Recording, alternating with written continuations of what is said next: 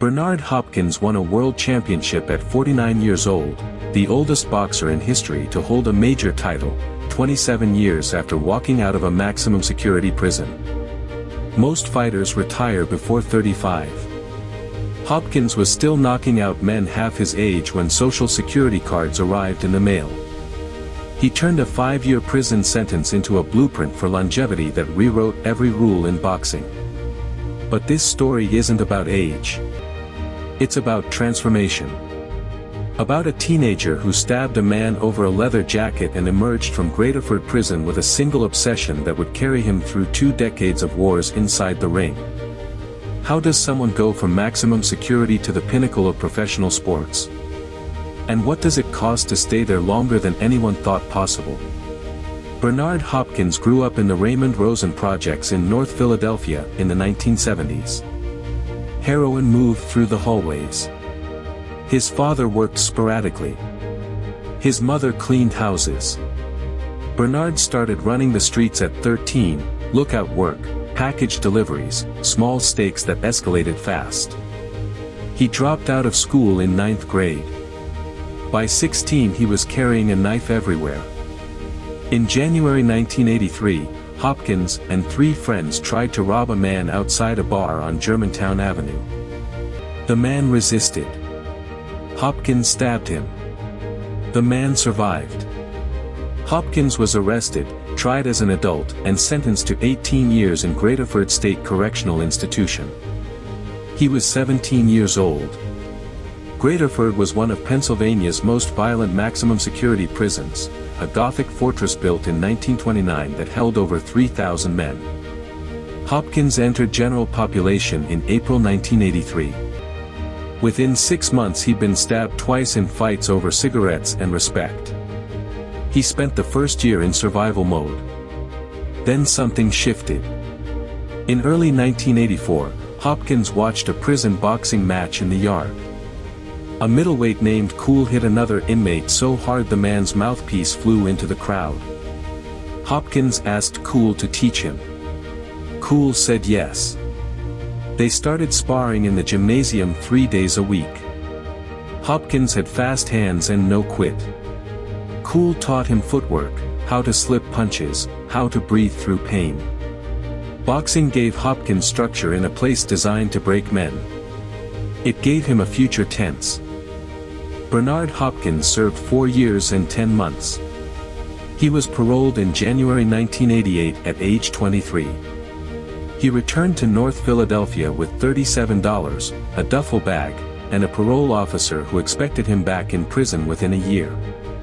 80% of men released from Graterford were rearrested within 3 years. Hopkins moved into a halfway house on Lehigh Avenue. He got a job washing dishes at a diner for $4.50 an hour. At night he walked to a gym on North Broad Street called the Blue Horizon, a cramped second-floor boxing room above a seafood restaurant that smelled like sweat and Old Spice. The Blue Horizon was Philadelphia's cathedral of fighting. Joe Frazier had trained there. Matthew Saad Muhammad. Hopkins paid $10 a month to use the heavy bags. He sparred with professionals who laughed at his prison yard style. A trainer named Bowie Fisher watched Hopkins work for 3 weeks before approaching him. Fisher was 62, a former lightweight who trained champions in the 50s. He told Hopkins his stance was wrong, his punches were arm-heavy, and his defense was non-existent. Then he offered to train him for free if Hopkins showed up every day at 6 a.m. Hopkins said yes. They started road work at dawn, 5 miles through Fairmount Park before the sun came up. Fisher rebuilt Hopkins from the ground up. Jab. Cross. Hook. Slip. Pivot. Repeat 10,000 times. Hopkins fought his first professional bout in October 1988 at the Blue Horizon. 4 rounds against a journeyman named Clinton Mitchell. Hopkins won by unanimous decision. He made $200. After the fight, Fisher told him he had the discipline to be a champion but the skills of a beginner. It would take 5 years of perfect focus. Hopkins believed him. Bernard Hopkins fought 33 times between 1988 and 1993. He won 22 by knockout. He fought in Atlantic City, Philly, Scranton, small arenas where crowds threw beer and the purses were $1,500. Bowie Fischer drove him to every fight in a 1976 Buick. Hopkins lived in a studio apartment above a laundromat and saved 70% of every purse. He studied tapes of Marvin Hagler and Sugar Ray Leonard. He ran every morning, sparred every afternoon, lifted weights at night. No alcohol. No drugs. No distractions. Fischer called him a monk. In 1993, Hopkins got his first title shot, a match against Roy Jones Jr. for the IBF Middleweight Championship in Washington, D.C. Jones was 24, undefeated, and considered the most talented fighter in the world. Hopkins lost every round. Jones was faster, sharper, untouchable.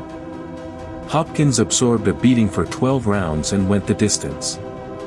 The judges scored it 119 to 109 across the board.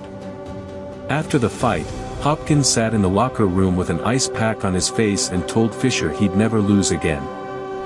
Fischer thought it was delusion. It wasn't. Hopkins went back to the gym the next day.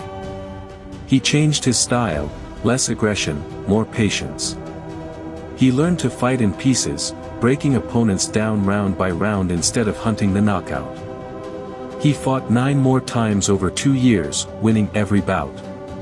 In April 1995, Hopkins got a second title shot against Segundo Mercado for the vacant IBF middleweight belt in Quito, Ecuador. Mercado was fighting at altitude in front of his home crowd. Hopkins stopped him in the 7th round with a liver shot so precise Mercado vomited in the corner. Bernard Hopkins was 30 years old and the middleweight champion of the world. Bernard Hopkins defended the middleweight title 20 times over the next 10 years, a record that still stands. He fought everyone. John David Jackson, Simon Brown, Antoine Eccles, Felix Trinidad, Oscar de la Hoya. He didn't just win. He dismantled. Hopkins turned boxing into a science experiment. He studied opponents for months before fights, their tendencies, their stamina, their mental breaking points. He hired a nutritionist who built meal plans down to the gram. He trained at altitude in Big Bear, California, running at 6 a.m. in thin air until his lungs burned. In 2001, Hopkins fought Felix Trinidad at Madison Square Garden in front of 18,000 people. Trinidad was undefeated, a knockout artist from Puerto Rico with a left hook that had ended 29 careers. Hopkins spent 11 rounds frustrating him, feinting, circling, landing clean counters. In the 12th round, Hopkins caught Trinidad with a right hand that folded him onto the canvas. Trinidad's corner threw in the towel. Hopkins stood over him and said, "I'm the best middleweight who ever lived." He meant it. In 2004, Hopkins faced Oscar de la Hoya in Las Vegas. De la Hoya was the biggest pay-per-view star in boxing, a Golden Boy Olympic champion who'd made $200 million. Hopkins called him a pretty boy who couldn't fight. He dominated for 9 rounds, chopping De La Hoya down with body shots, opening a cut over his eye. De La Hoya quit on his stool before the 10th round, citing a shoulder injury. Hopkins had just beaten the face of boxing in front of 1 million pay-per-view buyers. But age was coming. Hopkins was 39. Trainers whispered he should retire. Champions don't stay champions past 40. The body breaks down. Reflexes slow. Younger fighters start landing punches that used to miss. Hopkins ignored all of it. He moved up to light heavyweight, a division where men weighed 15 pounds more, and kept fighting. Bernard Hopkins won the light heavyweight title at 46 years old in 2011, beating Jean Pascal in Montreal. He became the oldest boxer in history to win a major world championship. The record had stood since 1903 when Bob Fitzsimmons won at 40. Hopkins shattered it. But the wins started coming harder. In 2012, Hopkins fought Chad Dawson in Los Angeles. Dawson was 29, undefeated in his last 14 fights. Hopkins boxed brilliantly for 11 rounds, using angles Dawson couldn't solve, landing counters that snapped his head back. The judges gave it to Hopkins by majority decision. He was 47. In 2013, Hopkins unified the light heavyweight titles by beating Tavoris Cloud in Brooklyn. Watching Hopkins fight at 48 was like watching a master class in controlled violence. He didn't chase knockouts anymore. He collected rounds. Judges' scorecards. Mathematical certainty. His regimen became legendary: no sugar, no alcohol, no processed food. He drank a gallon of water a day. He meditated for an hour before training. He slept 9 hours a night in a hyperbaric chamber. Younger fighters called him a freak. Hopkins called it discipline. But time is undefeated. In November 2014, Hopkins fought Sergey Kovalev for the unified light heavyweight championship in Atlantic City. Kovalev was 31, a Russian puncher who'd knocked out his last 7 opponents. Hopkins was 49. For 6 rounds, Hopkins used every trick he'd learned in 3 decades. He tied Kovalev up. He pushed him off balance. He landed enough to stay competitive. Then Kovalev found the range. In the 7th round, a right hand sent Hopkins stumbling. In the 8th, a left hook to the body folded him. Hopkins went down and didn't get up before the count. He lost by TKO. After the fight, Hopkins announced his retirement in the ring. He was 49 years and 4 months old, the oldest fighter to compete for a major title. He'd fought 67 professional bouts over 26 years. He'd won 55. Bernard Hopkins walked away from boxing with his mind intact and $30 million in career earnings. He didn't slur his words. He didn't shuffle when he walked. He could remember every round of every fight. That alone made him an outlier in a sport that destroys most men who stay too long.